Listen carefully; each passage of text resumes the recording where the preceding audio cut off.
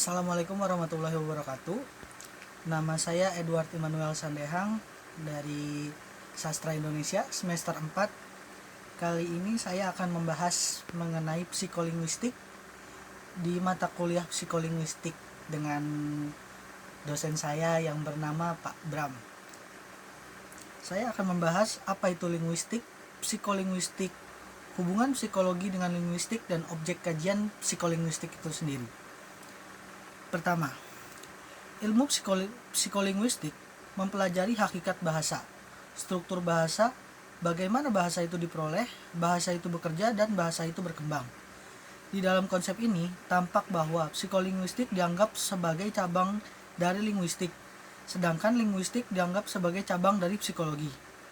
Sedangkan secara teoritis, psikolinguistik memiliki tujuan utama untuk mencari suatu teori bahasa yang secara linguistik bisa diterima dan secara psikologi dapat menerangkan hakikat bahasa dan pemerolehannya.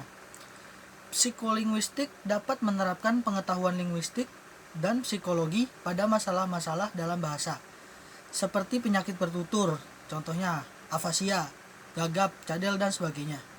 Dengan demikian, kerjasama antara psikologi dan linguistik telah berlangsung belum cukup dalam menerangkan hakikat bahasa, tetapi membutuhkan bantuan ilmu bahasa yang lain seperti neurofisiologi, neuropsikologis, neurolinguistik, dan sebagainya. Pertama, kita akan membahas hakikat linguistik dan psikolinguistik. Menurut Verhaar, linguistik berarti bahasa kata.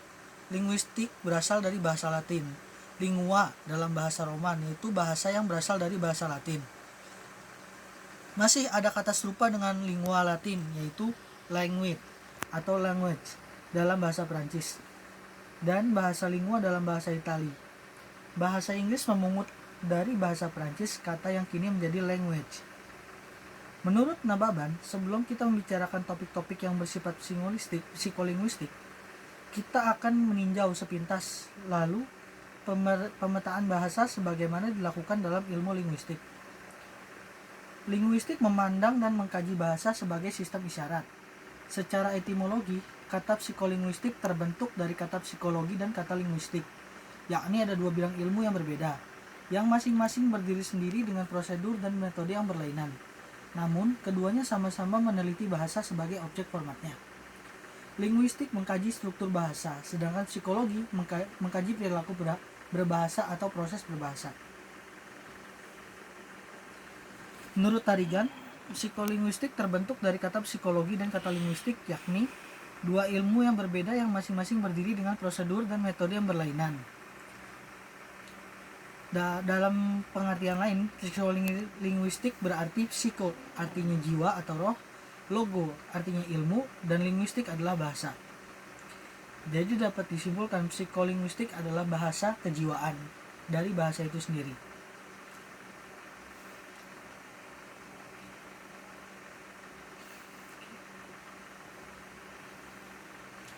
Sekarang kita akan mengkaji apa saja objek-objek kajian linguistik.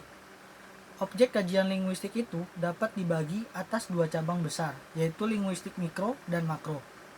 Objek kajian mikro adalah struktur internal bahasa itu sendiri. Mikro internal terdapat beberapa cabang, yaitu fonologi. Secara etimologi, istilah fonologi ini dibentuk dari kata fon yang berarti bunyi dan logos yang berarti ilmu. Dalam Kamus Besar Bahasa Indonesia menyatakan fonologi adalah bidang alam linguistik yang menyelidiki bunyi-bunyi bahasa menurut fungsinya.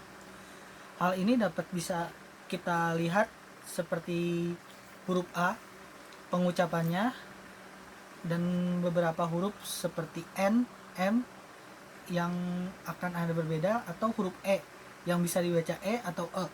Itulah kajian fonologi. Yang kedua adalah morfologi.